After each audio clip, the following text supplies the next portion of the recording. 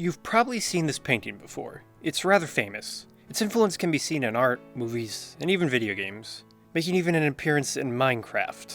Its tributes and remixes are endless. Fact is, its influence is everywhere. But what's its name, and who painted it, and what exactly is it about?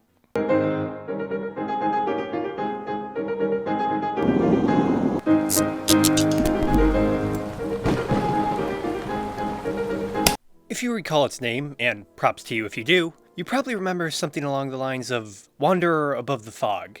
And if you guessed that, you are somewhat right. The painting's most common English title is Wanderer Above the Sea of Fog, but translating the painting's German title, Der Wanderer über dem Nebelmeer, is somewhat tricky, as Wanderer in German, especially in this situation, can also be translated as hiker or mountaineer. Thus, other English titles include Wanderer Above the Mist, or Mountaineer in a Misty Landscape. The painting originates with the famous German Romantic artist, Caspar David Friedrich. Born September 5th, 1774, in Greifswald, Germany, Friedrich's early life was marred with tragedy that would color his outlook for the rest of his life. In 1781, Friedrich's mother died when he was 7. This was followed, 1 year later, by the death of his sister. The most impactful death of Friedrich's life would come with his brothers in 1787. While the two were ice skating, Friedrich's brother broke through the ice and drowned at the age of 13. Some accounts suggest he died trying to save Friedrich, and all of these events would shape Friedrich's philosophy and artistic style. An artistic style he began developing early in his life. In 1790, at the age of 16, Friedrich began his artistic studies, being tutored specifically in the subjects of nature and aesthetics. An education that allowed Friedrich entrance into the Copenhagen Academy of Art, where he studied as a draughtsman, a technical drawer, from 1794 to 1798. It is interesting to note Friedrich did not study in painting. He only began to employ paints in his work in 1807. Until then, Friedrich's work was mostly confined to sketching and drawing, and in this period, Friedrich embraced the German Sturm und Drang aesthetic movement, a term roughly meaning storm and urge. The movement favored the emotional over the rigid rationalism of the Enlightenment, a belief that would grow into German Romanticism, and its impact on Friedrich's style is unmistakable. A style he would not fully develop until 1807. In 1798, Friedrich moved to Dresden, Germany, where he would live the rest of his life, leaving only for vacations and trips to study nature.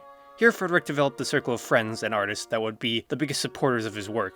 The most important figure being the Norwegian artist Johann Christian Dahl, who would become Friedrich's upstairs neighbor, and the writer Johann Wolfgang von Goethe, one of the major figures of the Sturm und Drang movement and later an early proponent of German Romanticism, both major figures that would influence both Friedrich and his art.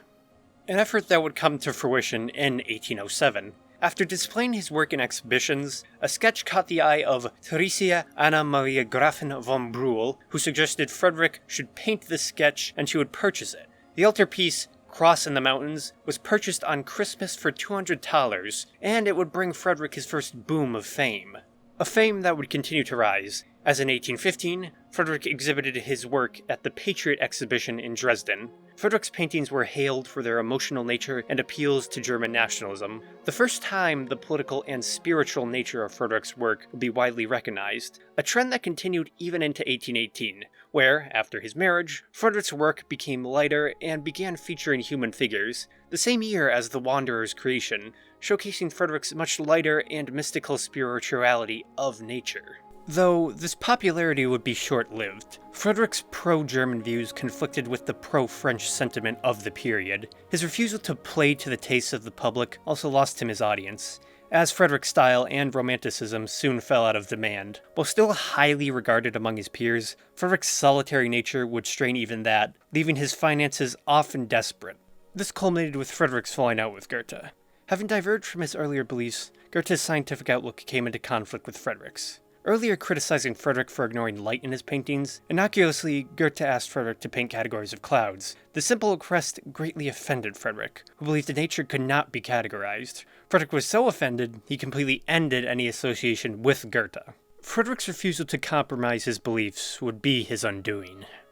While nearly falling into poverty, Friedrich survived largely on the patronage of his friends. The most important being that of his lifelong friend, the Russian poet Vasily Zurkovsky, who convinced the royal court of Russia to support Friedrich. becoming one of his major patrons, even having the future Tsar, Grand Duke Nikolai Pavlovich, visit Frédéric's austere studio in 1820. But even their support could not stop Frédéric's decline. In 1820, Frédéric's health began failing, and he became increasingly isolated, frequently spending his time walking the countryside to find inspiration for his work, little of which would actually bring him money. Even Frédéric's own skills began to fail him. After suffering a stroke in 1835, Frédéric lost the ability to paint, restricting him to smaller mediums.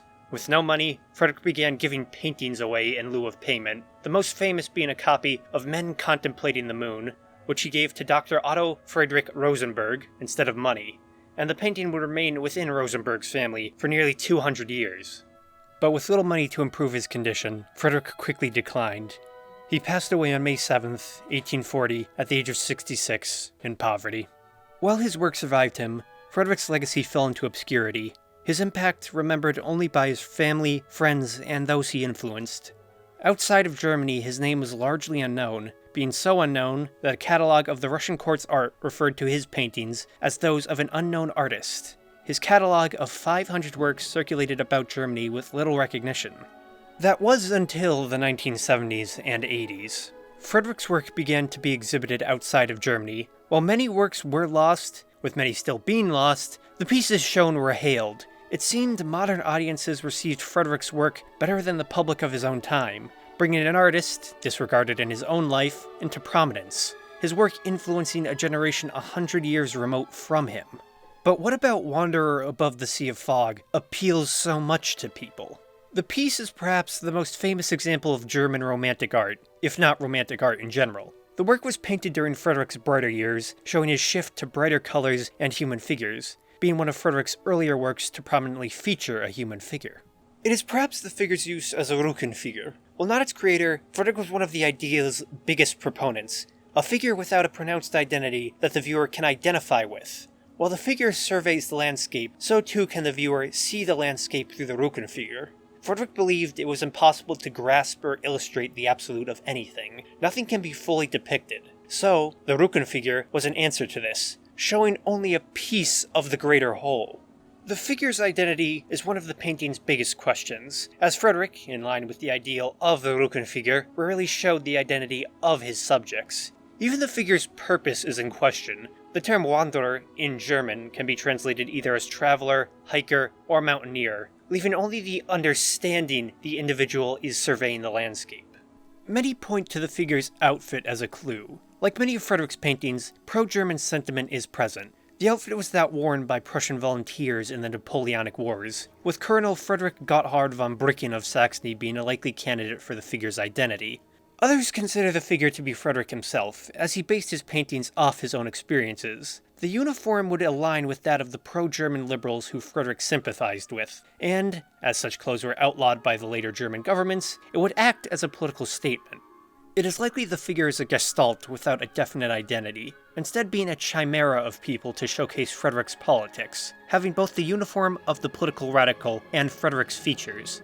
A similar technique Frédéric used in his creation of landscapes. Struck by the beauty of the land, the figure is the motif of the halted traveler, a trait in line with Frédéric's own deeply religious views of nature. To showcase its beauty, Frédéric refused to paint exact landscapes. Instead, his landscapes were derived from several German areas and environments, developing a menagerie of nature, Frédéric's best solution to the issue of painting nature in its entirety. This is the most likely reason for the painting's impact. Frédéric attempts to portray the unknown, both in the landscape and the future. There is tension held in the picture, the unknown of the figure's purpose, and the unknown of the landscape. This is why the figure looks out upon the sea of fog. The complete truth is hidden from him and us. The revival of the Ruckenfigur ideal likely stems from the repopularizing of Frédéric's work. You've probably seen something like Wanderer Above the Sea of Fog, even if it was not the painting itself. These observations are not new either. The painting in tribute and homage has been revived in mass culture, most likely for the mood it creates and displays. The actual painting has come to be a stand-in for covers and artwork in general. It can be found on copies of Shelley's Frankenstein and Nietzsche's Thus Spoke Zarathustra, not to count the many books of philosophy and art it also covers. In popular culture, the painting has, in its own way, found its way to the big screen.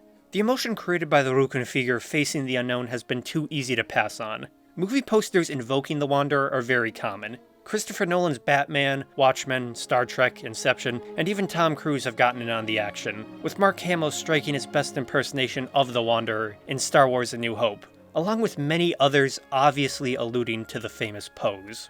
On the smaller screen, even video games have paid tribute to Friedrich, with The Legend of Zelda: Breath of the Wild creating perhaps one of the most obvious allusions to the painting. Even Mario, everyone's favorite plumber, has tried his hand at the image. The imitation goes even beyond style. Batman Arkham Asylum attempted to capture the painting's theme of the unknown, and Friedrich's general influence on video game image is massive. Beyond even this, reimaginings and homage to the painting exists everywhere. Even another famous painting, The Scream, being a similar example of the halted traveler motif, with newer subversions of the painting existing especially on the internet. But listing every single reference and allusion would be impossible. Would Friedrich have liked or even agreed with the influence his work has had? It's impossible to say. It is interesting how his popularity has been reborn, but would he have liked it? That's only for oneself to decide when contemplating Friedrich's life. In the least, Friedrich's romanticism has been embraced. But why? Is it simply an argument of aesthetics and style, or is there a deeper sympathy with Friedrich's philosophy? His influence on both the art and culture of today is beyond measure. His reputation, once obscure, has been revived. How something so remote can re-emerge to influence the modern day?